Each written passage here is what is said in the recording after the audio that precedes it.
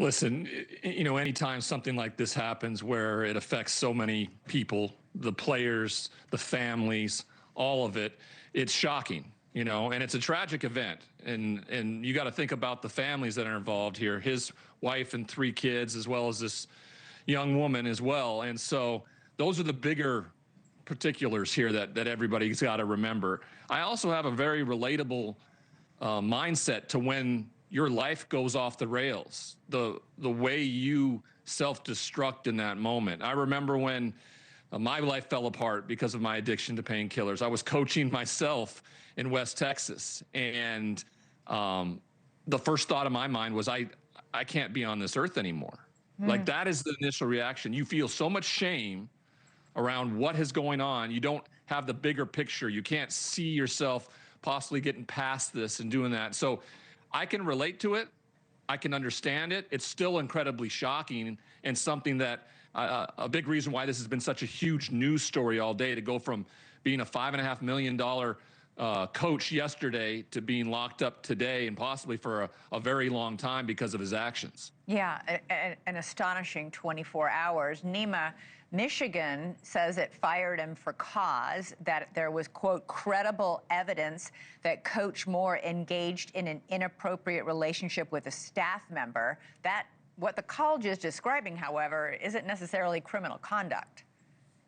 Well, potentially, yes. So this is the most important issue in the case. Is the victim going to cooperate with any law enforcement investigation? Because obviously we heard that 911 call, and 911 calls aren't hearsay. They can come into evidence.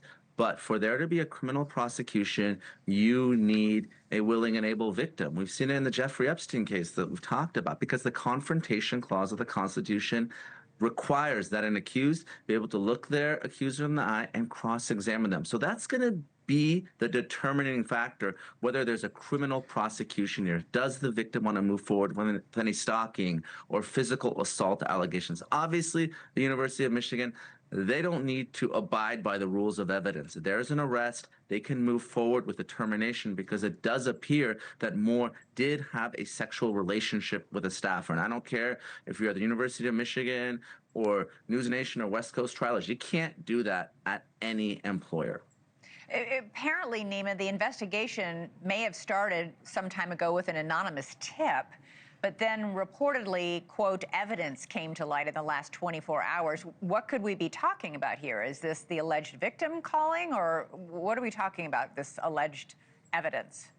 Well, there's so much on Twitter and X, everyone talking about this case. I mean, it's really one of the biggest scandals in college football history. And obviously Ryan knows it better than me, but the fact that you have a head coach at one of the most prominent universities in the country, there were rumors that a DoorDasher was the anonymous tip. Was it another staffer? It seems like this was one of the worst kept secrets in Ann Arbor. And what did the athletic department know? Did they brush it under the rug? The timing of this is all suspect. After Michigan played Ohio State, after National Signing Day, is this something they wanted to wait and see if it would blow over? Because if you look at some of those people on X, they were talking about this more than a week ago. So what did the department know, and what did they do about it? I wouldn't be surprised if Moore is not the only person to be fired. Heads will probably roll at the University of Michigan. Ryan, this isn't the first time that Coach Moore has been in trouble. He was implicated in the sign-stealing scandal and was suspended for 2 games this year, 1 game next year.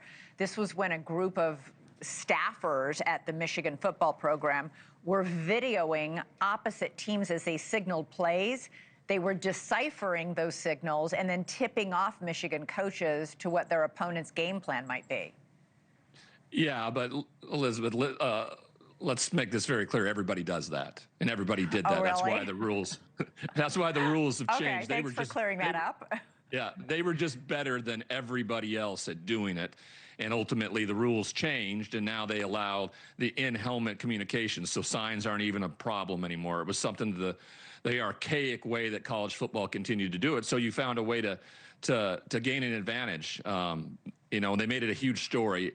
And so that was during the Jim Harbaugh era, and Coach Moore was the one that took over for Jim when he went off to the NFL. But the bigger story in all this is why why it happened now. Thank you for watching. Subscribe below and download our NewsNation app right now on your phone, and you will get fact-based, unbiased news for all Americans.